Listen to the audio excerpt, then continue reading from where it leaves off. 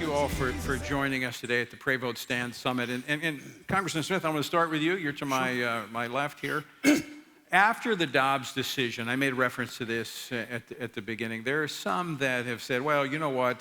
Now that we have Roe is gone, there's no federal role any longer in protecting the unborn life. But that's not consistent with the message that we heard for 50 years. Exactly. Tony, and first of all, I want to thank you and FRC for the extraordinary job that you do. You are a force. People listen when you speak, and you're very good at strategy. So I can't thank you enough for the leadership that you have provided. You know, one of the, yes, that's... Thank you, Chris. My wife and I have been in the pro-life movement since 1972, before Roe versus Wade. I met her in the pro-life movement. And we have always aspired, all of us in the pro-life movement, to someday have a federal protection for unborn children. Yes, have them at the state level as well. But, you know, life needs to be protected constitutionally as well as by statute. And the Dobbs decision could not have been clearer, both Alito and Kavanaugh's concurring opinion, that all lawmakers, not just state lawmakers, all lawmakers have a critical role to play with regards to abortion. We write laws, we can regulate it, we can proscribe it, prohibit it, but we need to do it, and we need to step up. I see some folks in Capitol Hill saying, oh, let's leave it to the states. Well, if you leave it to the states, you leave it to places like the state of New Jersey, where Governor Murphy in my state has signed into law a bill that allows abortion right up until the moment of birth. New York did the same, Colorado, California, a number of states have. So it's outrageous to think we're just going to look the other way while children are being dismembered, chemically poisoned in a myriad of ways. And the newest thing, the abortion pill, right, which, as you know, kills the child by starvation. That's how it works. Its operative impact is to kill a baby by starving him or her to death. That is child violence, and we need to stop it on a federal level and every place we can do it on a state.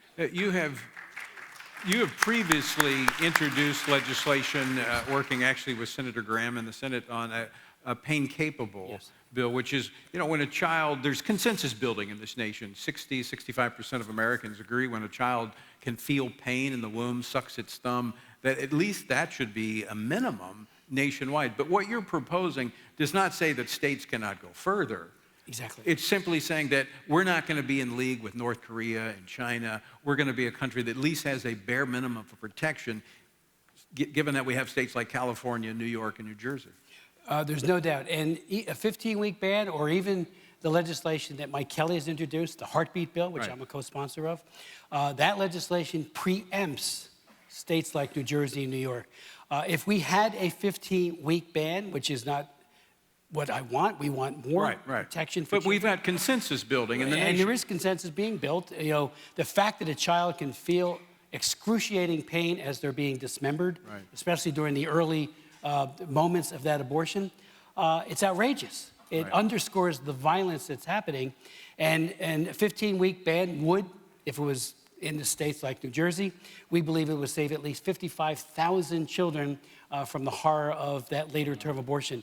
And I do see it as a step, and only a step. And it's how we got to where we are today. Oh, without a doubt. The Dobbs decision was based on, as you know so well, a 15-week ban. Yeah. Jen, I'm going to skip over you just a moment. I'm going to go Mary, because I want to continue this conversation about the 2022 elections, where, you know, post that election, people are saying, oh, it was a losing issue for Republicans.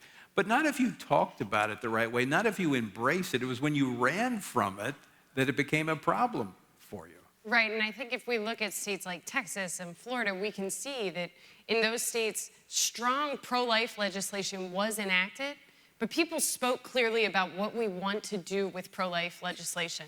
Pro-life legislation isn't any sort of restriction. It's a protection for a person who I got to meet 6 weeks ago when I gave birth to my little one, a minute before she was born in states like California and New Jersey. She could have been aborted.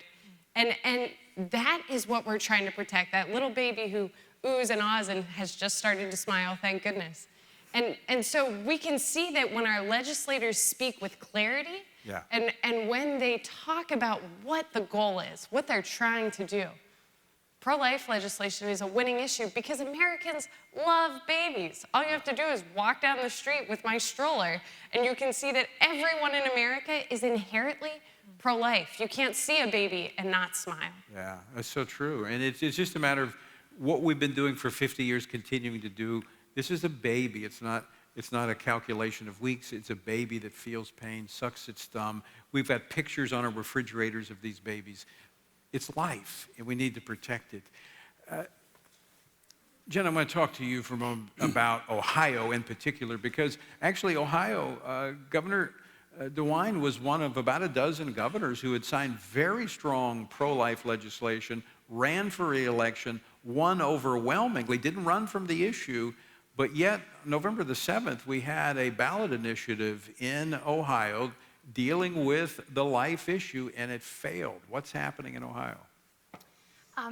So when Governor DeWine ran, that's when I first started running for office as well. It was very interesting because Governor DeWine ran on signing in Ohio's heartbeat bill. Right before that, there'd been an issue with getting it signed into law, overriding the veto and all that.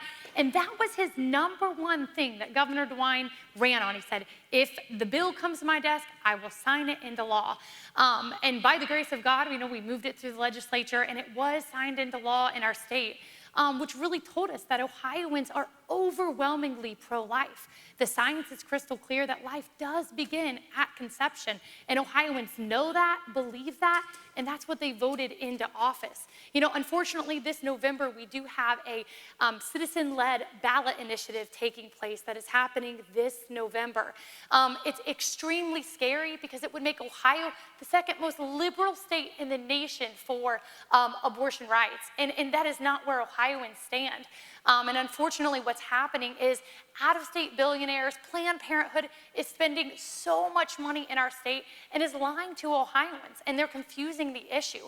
And so what we're trying to tell Ohioans is that this extreme measure that is on the ballot is not what the left is trying to portray.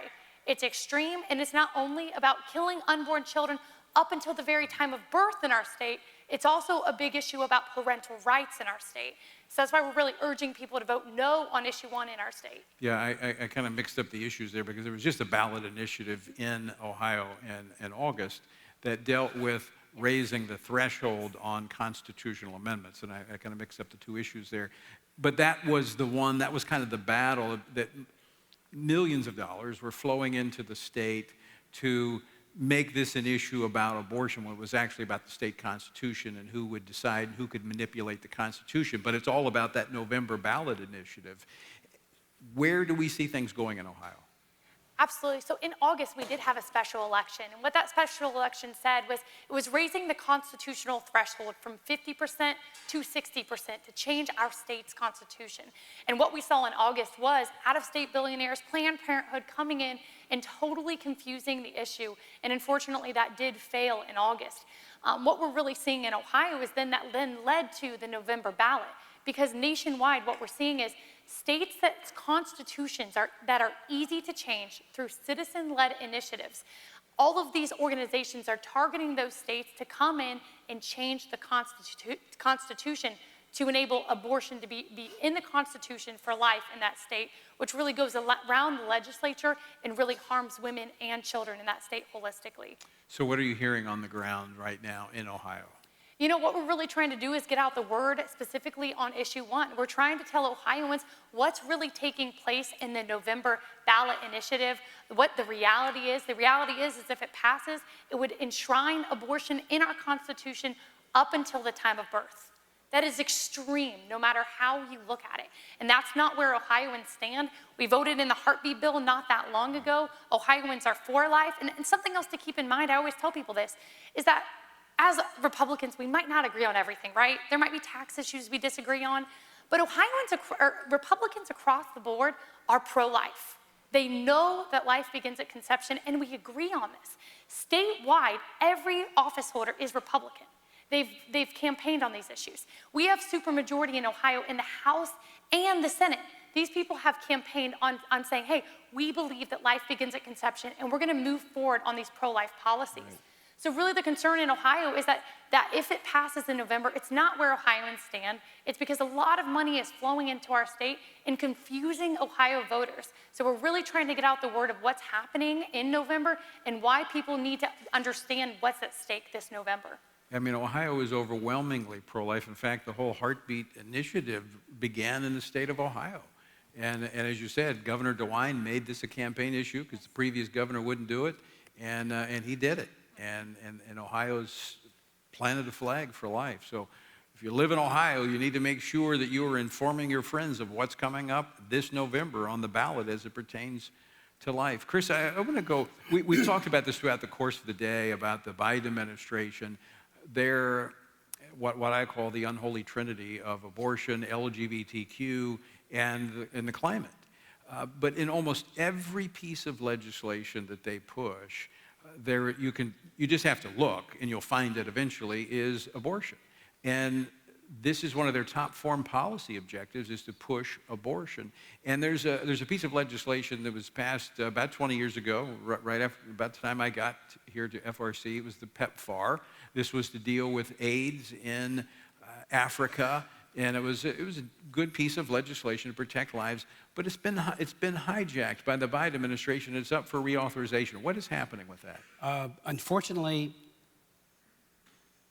the President of the United States, who is the abortion president, has integrated abortion into every single solitary policy that he can do it. Even for a state like Ohio, Texas, places throughout the country where there's a heartbeat bill or some other protective statute, he's now ordered his Veterans Administration to use VA health facilities. I used to be chairman of the Veterans Affairs Committee. What a gross misuse of the VA and all of those medical centers and the community health centers to turn them into abortion mills. And yet he has ordered that. That was an executive order that went into effect last year. And this is just part and parcel of what he is doing with every single solitary program. And you said you look at any bill or any policy, you don't have to look hard. They are proud of being for abortion till birth. And we talk about some members on the Republican side saying, we just want to do state laws. None of the Democrats have that inhibition or that vision. They passed twice in the last Congress, when they had control of the House, a bill that would allow abortion till birth in every single solitary state, till birth, and would eviscerate every modest protection that we've gotten over the years, like informed consent, women's right to know laws. And that's what Vice President Harris is talking about when she says we want to codify Roe. That's what she means. So it eliminates what Ohio has done. Exactly, be gone. Every state. And if they get the House and the Senate and the presidency, honestly, the filibuster will be gone, and they will impose on everybody here and the entire country the most draconian, anti-life, anti-child policy on the face of the earth. Till birth and nothing, no conscience protection even. And that includes like parental notification laws. It's all gone. I mean, everything. And it's right in the bill. It's gone. And the World Health Organization is pushing the identical model statute on every country in the world. I read their model legislation. No gestational limits, right till birth. No informed consent. Everything is laid out. It's written just like the one that the Democrats tried to get passed here and got passed. Only the filibuster saved us on the Senate side, and some very brave Republicans who stood up. Now, that you asked about PEPFAR, the President's Emergency Plan for AIDS Relief. I was one of the co-sponsors of it in 2003. The great Henry Hyde, the finest pro-life lawmaker who ever lived, he was the prime sponsor. And the legislation was about going after the pandemic of HIV/AIDS, which was ravaging Africa. So many people were dying, and it worked. It put a tourniquet on it. It's being sustained with mother-to-child transmission drugs and ARVs, all these good things. In comes Joe Biden. He puts out brand new guidance to all of the recipients of PEPFAR, $6.7 billion, and says, you have to now try to change the laws in the countries you're operating under for sexual and reproductive health and rights, which means on the LGBTQ agenda and on the abortion agenda. And they're not trying to protect life, believe me. Right. This is Planned Parenthood and all the usual suspects. Unfortunately, we got some people in our party, not many, who are suggesting that let's just pass a 3 or 5 year reauthorization of the program. Well, that just endorses everything that Biden has done. Puts a rubber stamp and says, yep, we're for what he did. And what we're doing, we're trying to get What Trump did, to his everlasting credit, President Trump did the Protecting Life and Global Health Assistance policy, which was an updated and expanded Mexico City policy that said that any organization that receives federal funds for global health, anyone, they can't perform or promote abortions in those countries, even with their own money. And the idea behind that is if we really care about the unborn child and their mothers, because they're co-victims of abortion, we care just as much about that mom, as you all know, you all do as well. We're not going to say, oh, do whatever you want. Just segregate your accounts a little bit, and you can change the laws of country after country, and they're trying to do it. They're trying so hard to do it. They've succeeded in some instances. We had a close call just recently in Liberia, where the NGOs, just like they do in America, who runs the abortion policies for the other side? Planned Parenthood and company. There was a big push in Liberia to legalize abortion on demand. It has been stalled. I've been very much involved with it myself. And I was told by many of those people, it's all these NGOs coming in and saying, this is what you have to do. And they can prevail. They do it at the state level, and they do it at the federal level. So for us on the Republican side, pro-life side, to give Biden 3 or 5 years, we're going to give him 1 through the appropriations process. Mario Diaz-Balart, God bless him, wrote an excellent foreign aid appropriations bill that incorporates Mexico City and a lot of other pro-life policies.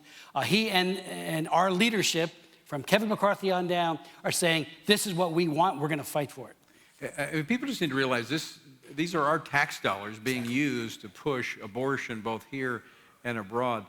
Jena, what's the way forward? I mean, we talked about there's a federal role, obviously the states in the really the focus, the spotlight, because of where we are now, that state lawmakers can decide the policies for their state. But it's not just policy anymore. We've got, as you mentioned, all this money coming in to try to tilt the scales. What is the way forward, as you see it in Ohio, that could help other states? You know, when I first started running for office many years ago, a reporter looked at me and he said, do you think Roe will be overturned in your lifetime? And I remember at the time, the consensus was there's absolutely no way that's going to happen. But I remember I looked at him and I said, absolutely. I absolutely believe Roe will be overturned in our lifetime, because if I didn't, then I shouldn't be running for office and I shouldn't be doing the work to get to the point where Roe is overturned. And thankfully, by the grace of God, I think for a lot of people, it was overturned even quicker than what some conservatives would have even thought. We're at the place in Ohio where it's actually, I think, the first quarter of a post-Roe America. And I think for some people it can be very frustrating to see some states having these citizen-led ballot initiatives where Ohioans are being lied to, where a lot of out-of-state money is flooding in and confusing the rhetoric. Mm-hmm. I think my message to whether you're an Ohioan or American in another state is to say, look, the war is not done. You know, we know that life begins at conception. Gen Z is the most pro-life generation in years. You know, what I would look at, you guys who are here today, and I would say is, if you are in another state, you need to make sure and you need to see what the constitutional threshold is in your state. Go back and check that out, because that's something really scary that's happening in Ohio. And you might look and you say, hey, that's Ohio, that's not our state. Well, it's very clear what the left is doing. It's very clear what the abortion movement is doing. They're coming in, they're circumventing the legislature, and they're going straight to the Constitution and trying to change it and lie to Americans in that manner. So go home, see what's going on with your Constitution in your state. And secondly, we have to make abortion unthinkable nationally. You know, so there's a lot of movement in Ohio going, how can we continue lifting up the pregnancy resource centers? How can we allow churches to understand and preach messages on the Bible speaks to pro-life policy. The Bible is pro-life. God loves children, and life does begin in the womb. And so there's a lot of movement just on a community level that if you are in a church, a nonprofit, working in a pregnancy resource center, continue helping with those resources so that we can make abortion unthinkable to the average American. And then on the legislative level, you know, we are continue working on policy to help the unborn. We're continue working on ways to ensure that abortion is unthinkable, that it no longer happens in our state. And thankfully, there's I think, a lot of talk in Congress as well, coming in and saying, hey, what does this look like on a national level? Because when we're looking at Indiana and West Virginia, that is pretty much life at conception states that are bordering Ohio. Well, how can we live in a state that, if it passes in November, would allow abortion up until the time of birth, but 1 mile over says, hey, a life begins at the time of conception? So I love to see Congress taking a look at this and having those broader conversations, because we can't live in America where 1 mile over life begins at conception, and in another state allows abortion up until the time of birth. So there's a lot of things that community members can do. Continue supporting women, continue supporting children, help with your pregnancy resource center. There's women and men in your church that don't know that life begins at conception.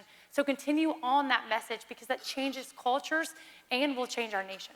It's so important that we not stop what we've been doing for 50 years, having those conversations, educating people, and bringing them to an understanding that this is a child created in the image of God.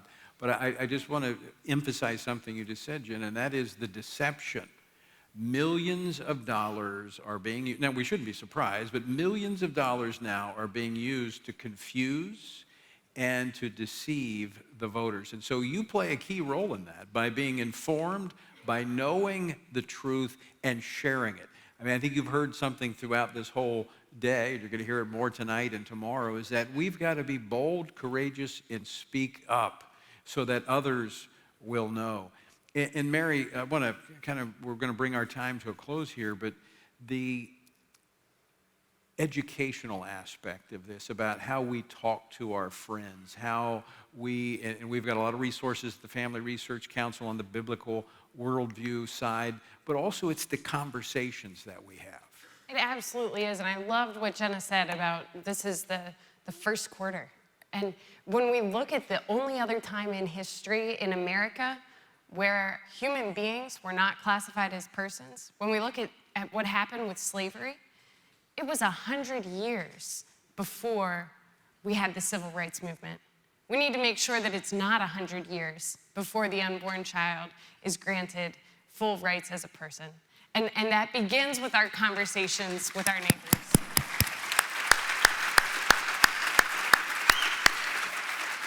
How do we have those conversations with our friends about the humanity of the unborn and our responsibility to protect them, especially in what we would describe as a very polarized society, and especially now? I mean, it is intense. How do we do it? Well, I think we need to lead with love. And love and listening. If there's two things that you can do, it's first listen to what your neighbors are saying, and then love them in that moment. There's a lot of hurt and a lot of pain behind the pro-abortion position. It's a lot of women who have had abortions, men who have paid for them, men who have supported them, friends who have said, oh, it would be okay. And a lot of these people have later realized, oh my gosh, that was a baby. And that pain is what is driving the violence that we see in the pro-abortion movement. Yeah. We need to meet that with love and compassion, and we need to meet that with, hey, we have other solutions for you. There's a better way, because that is a human being, and that human being deserves respect, deserves love, and a chance at life. And as Jena mentioned, the care pregnancy centers, this is something we need to be supporting. Our care pregnancy centers now more than ever, because their work has multiplied, it's increased, their impact has increased. Chris, I'm going to give you the last minute. I got 1 minute left. You have the longest perspective here on the life issue as a champion for life. Tell me what encourages you going forward. The people that are here, the fact that it's all based on believing that God can perform miracles. And he has. And we do ask for miracles. We ask for the women who have had abortions that they'll come to peace and reconciliation. And I know no other movement that I have ever been involved with, and I do a lot of human rights work in Congress, religious freedom, human trafficking, no other movement where the people right here in this audience, you, FRC, reaches out to women who have had abortions and say, we love you. God loves you, we love you. And for women who have unintended pregnancies and they're worried about it, and the pregnancy care centers are the lifeline. Yes. I can't tell you how many times I spoke at a pregnancy care center recently, a couple years ago, and two women got up and said, thank God the director was out there doing sidewalk counseling because we had our babies, and they told their story. It was beautiful. few minutes later, 2 young girls got up, 12 and 13, I believe they were, and they started talk about school and sports and how pro-life they are. Then they turned to the woman who was the director and said, had you not been in the parking lot that day at the abortion clinic, we would have been dead. So this movement is all about love. It's all about, we don't hate our opponents. Love those who hate you. That's what we have to do based on Scripture. And it's hard sometimes, particularly in the political, as you know so well, in the political gives and takes. But to respect our opponents and try to persuade them. Bernard Nathanson, a man who said, I've come to the agonizing conclusion that I have presided over 60,000 deaths. He ran the biggest abortion mill in New York. He also was the founder of NARAL. He changed his position, and if he could change, because he was doing prenatal surgeries at St. Luke's Hospital. He wrote it in his book, Aborting America. And he said, there I am helping a child, a patient, and then in the other room or clinic, I'm killing the same baby with dismemberment or some other hideous method. It's all about, birth is an event that happens to all of us. It's not the beginning of life. And ultrasound has shattered any myth that somehow the child is not human and alive. They have unbelievable wake, sleep cycles and everything else. So, we got to hope we can persuade, stand in the gap, go into the wind. And I call on my fellow lawmakers in House, Senate, who are saying, just let the states handle it. Let's bend into that wind. I've had hard races myself. I've run 23 times, 43 years in the House of Representatives, almost lost a few times. It's worth the fight. Yes, it is. Because we're only in this because we're trying to defend moms and babies from the violence of abortion. Chris, thank you so much. Jena, thank you. Mary, thank you. Thank our panel once again.